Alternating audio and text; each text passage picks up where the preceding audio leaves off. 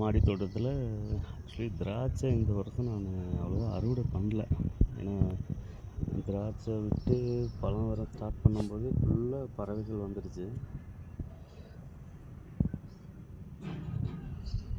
அதனால் நான் எதுவும் அறுவடை பண்ணவில்லை. இருந்ததெல்லாம் பழுத்து அதே சாப்பிட்ருச்சு. அதனால் இன்றைக்கி கவாத் பண்ணிடலான்ட்டு இருக்கேன். பார்த்திங்கன்னா 1-2 மிச்சமாக வச்சுருக்கு. இன்னும் ஒரு சில கொத்து பழுக்காமல் இருக்குது.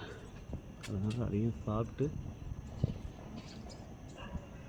இருக்கட்டும். ஸோ 2-3 நாளைக்கு முன்னால் தான் ஒரு அறுவடை பண்ணுது.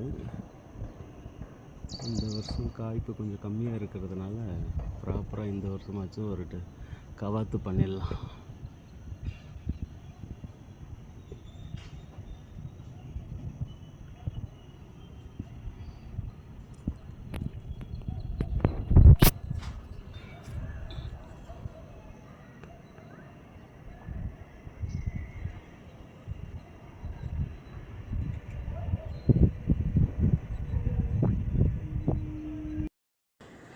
திராட்சை கொடி ஃபுல்லாக கவாத் பண்ணியாச்சு.